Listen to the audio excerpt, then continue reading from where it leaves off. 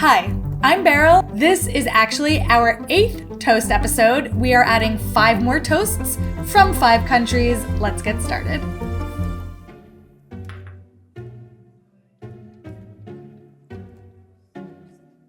Hi, Beryl. My name is Monika. I'm originally from Sofia, Bulgaria, but I've lived in the UK, in London, for the past 10-12 years now. And what I'm about to share with you is something that makes me really, really happy. It's called princesa, which literally translates to princess in Bulgarian. Now, there's a few different ways you can make it. And the more traditional way, I suppose, is with mincemeat. But as I don't eat meat, I actually prefer the veggie option, which is usually with a mix of cheeses. Now, all you need to do is you need to mix the egg with the yellow cheese and with the feta. Put the mixture on top, make sure it's quite a thick layer. All you then need to do is just pop it in the oven. You're going to know when it's ready because it's going to start smelling delicious. You're going to see it crisp up, you're going to see the cheese melt. And then a really good way to have it as well on the side with is lutenica, which is quite similar to Ivar. It's a spread, tomato and pepper based spread. I have great memories of eating this quite regularly after school because we had a little shop opposite our school that used to sell it. So we'd pop in there and get it for an afternoon snack. And yeah, I think everyone should try it. Bye! The Princess Toast actually caused a bit of a stir while filming because the first time I made this, I used Bulgarian feta, which was very wet, and it didn't work. I messed it up. A toast. So went back, used a drier feta, and this definitely looks more correct. Oh, yum. Ugh. It's really interesting. The cheese with the egg baked on top of this is very creamy and salty with this spicy vegetable dip. It's good. Never had anything like this, have I? It's like a reverse quiche. Monika was saying that traditionally this is made with minced meat, but because she's vegetarian, this is how she makes it. I really like it. It's a fun play on a cheese bread. Takes a little while. I think it was in my oven for around 20 minutes, but very passive time, you know? I think if you like feta cheese, like I do, you would definitely like this toast. If you like a kind of saltier type of toast snack, you would also like this. And if you're willing to plan ahead for around 20 minutes. Otherwise, it's great. Before we get to the next dish, I want to thank BetterHelp for sponsoring today's video. BetterHelp is online customized therapy. A great way to think about therapy is to think about it through an analogy. It's like routine maintenance for your emotional and mental wellness. It's a way to invest in yourself to keep your body and mind healthy. To get connected to the right therapist, you fill out a questionnaire online and talk about your needs and wants and what you're looking to do for yourself in therapy. BetterHelp will take that information and then find you therapists that match your specific needs. And if you don't like those therapists, you can keep switching until you find one that's right for you. You can meet with your therapist through video or phone sessions, and you have access to unlimited chat with them as well. As somebody who's been to therapy in the past, sometimes it is just really helpful to have somebody listen who has no judgment. Our friends are great, but sometimes a therapist is better. If you're interested in trying it out, you can use my code Beryl, and that will give you 10% off your first month at BetterHelp, that's HELP.com, and I'm leaving a link in my description.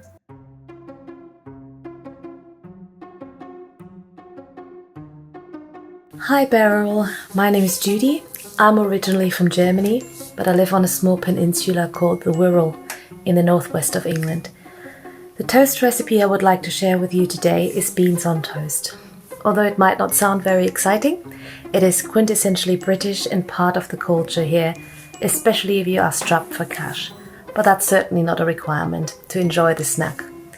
In my culture, we don't eat a lot of beans, but over the years I've been living here, I have come to grow fond of this quick and easy snack, as it's filling, cheap and sweet savoury. So what's not to like? For the baked beans, you can use any brand, but most Brits would argue that it has to be Heinz. There are even whole internet debates on this subject. I like it topped up with some sharp grated cheddar, but some people enjoy a dollop of HP sauce or Henderson's relish on top. This is a sauce from Yorkshire, which is a little bit like Worcestershire sauce. I like to have it for breakfast, but when I'm busy and have not much time to eat, This can also serve as a perfect snack for in between. If you like the combination of creamy beans and cheese, you will love this snack and you won't regret trying it. It's easy and cheap and doesn't require a lot of ingredients. And it's a little bit of British cuisine you won't regret trying. This is no joke the first time I will be trying beans on toast. Never had it. I've had Heinz beans, never had them on toast. I have had spaghetti toast, but I don't think that's kind of like an apples to oranges thing. It's just red. And I've never had this sauce.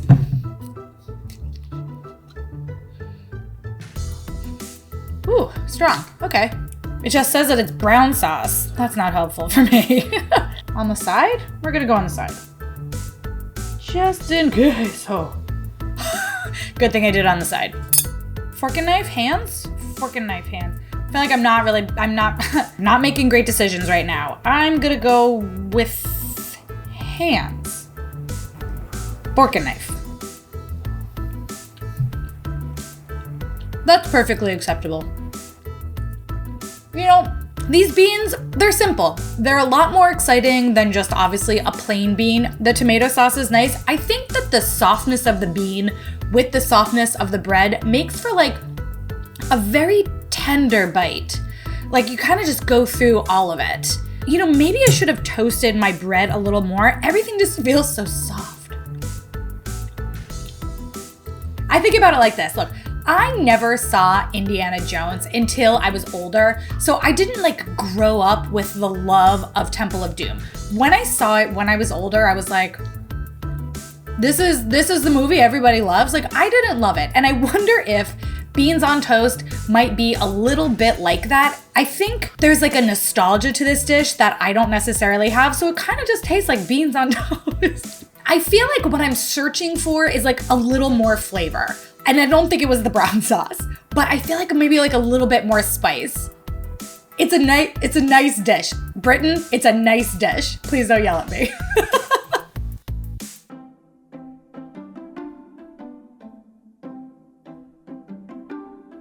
Hi, my name is Pia and I live in Frankfurt in Germany. The dish I want to talk to you about today is called Chancellor's toast. It's white toast, Cervelat wurst, sandwich cheese, half a pear from a can, some tartar sauce and lingonberry jam, and some pepper and paprika powder.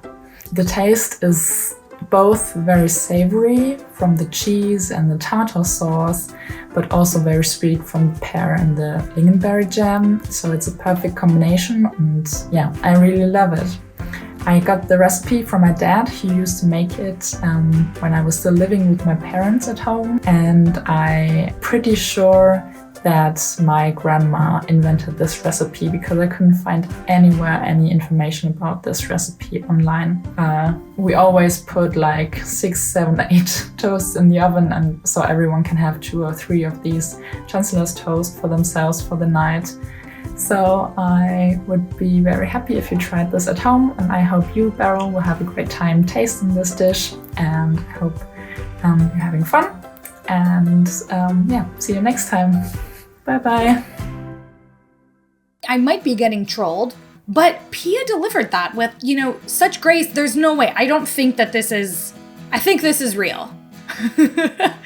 There's a lot of things about this toast that make sense, but when you put them all together, they don't make that much sense. Cheers.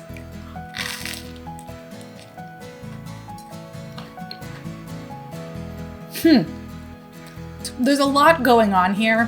When Pia said that her dad made it, I was kind of like, okay, it like makes a little more sense. Like kind of like, what do we got in the fridge? All right, let's put, whoa, we got tartar sauce. Like put it on. I think it's the tartar sauce that's really throwing me off. It's just one of those things that like I don't feel like you just have tartar sauce, but why else would you come up with a toast recipe that has tartar sauce unless you kind of just have tartar sauce around?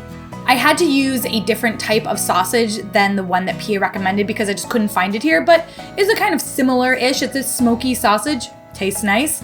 We also don't really have canned whole pears. I went to 2 different shops, so I used diced pears. The pear has a nice sweetness combined with the smokiness of the sausage. That works. The cheese, like, yeah, the cheese works. It's very melty. The lingonberry jam, With the sausage, sure. Lingonberry jam with the pear, kind of confusing. Tartar sauce with any of it, confusing. I laud the inventiveness of this dish. I think it shows creativity in a way that I don't necessarily have. It's not bad, it's just very interesting.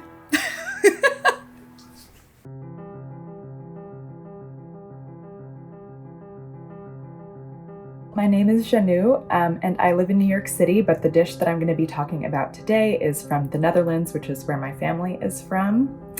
The recipe that I'm going to be talking about is called Beschuit Met Muisjes, or rusk with what translates to little mice.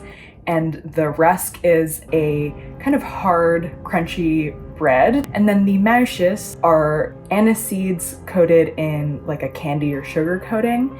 And they come in a blue and white and a pink and white variety. This is a dish that is traditionally eaten for breakfast, or more traditionally, actually, it is served when people have children, and when a new baby is born, people will invite their family and friends over to meet the baby, and they will be served Beschuit met Muisjes. If they have a boy, they'll serve the blue and white version, and if they have a girl, they will serve the pink and white version. Food has always been something that has connected me to my background, and this is just a dish that I ate growing up sometimes, so I have a lot of positive memories associated with this. People should give this a try if they just want to try something unique and different. I really can't think of anything else that is quite like this. And you know, if you want to get a taste of Dutch cuisine, I think this is like one pretty easy thing to try if you can get your hands on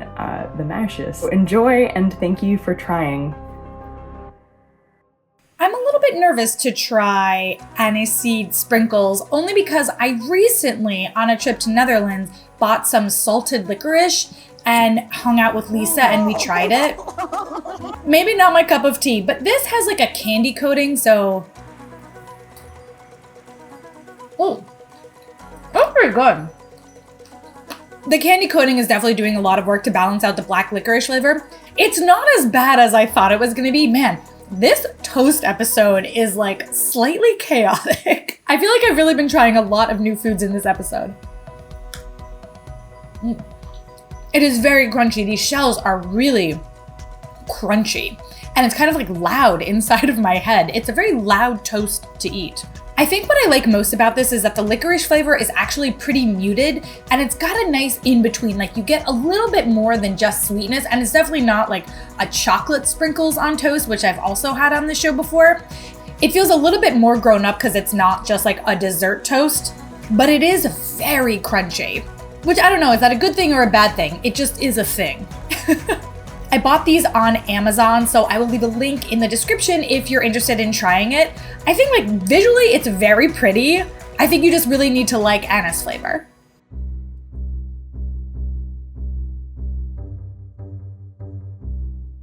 Hi, I'm Beryl. I live in New York in the United States, and the dish I want to share with you all is called Masala French toast. This is a dish that my mother-in-law taught me to make the first time I went to India after I married my husband. It's very similar to Western-style French toast, only this is a very savory dish. It is bread dipped in egg that has been spiced and has coriander and red onions in it. And you eat it with Maggi hot and sweet, which is one of my all-time favorite condiments. This is typically a breakfast dish, but obviously like any other type of toast, you can have it as a snack because it's incredibly easy to make. I have always been somebody who prefers savory to sweet, and I've never been a huge fan of American-style French toast. So when my mother-in-law made this for me one of my first mornings there, I was like, oh, this is game-changing. Like a lot of other breakfast foods, I think that this is very open to interpretation. If you like spicier foods, you can add more green chilies or red chili powder into the mix. If you like things a little fresher, you can add things like amchur, which is a sour mango powder that I really like. I wanted to talk about this dish in particular because it gives me really fond memories of my mother-in-law. She and I sometimes have communication issues because of cultural or language barriers, but a common ground that we've always had is our love of cooking and our love of feeding other people. I remember after the first time she made this for me and I ate like 3 whole pieces of bread back to back. She realized how much I liked it and she made it for me many other times on that trip after that. And I feel like it was her way of saying that she was happy I was there. I think for a lot of people, one of the barriers for Indian cooking are all the spices that you need to get. For this, you can just use Kitchen King, I think, which is a pre-mixed spice, or honestly, you can use a lot of common spices that you might have in your house, like cumin and turmeric and salt and maybe a little bit of red chili powder. Ultimately, it's just the perfect savory toast that is super easy to make and serves as a perfect vehicle for Maggie Hot and Sweet, which you just need to get on that train because it's so good. Wow, our last guest was really interesting. I thought she did a great job. The chaos of this episode continues. So last minute, somebody dropped out and I was just like, you know what? I'm doing it. I'm putting myself in my own show. I was excited to be able to share this dish. I don't really get to share many of the foods that I really enjoy with you guys, so, I wrote myself into my own movie. Whatever. I am reaching the end of the line with this bottle of Maggie Hot and Sweet. Da da da da da da da. Oh, it's so good. I knew that I would like it because I shared the dish.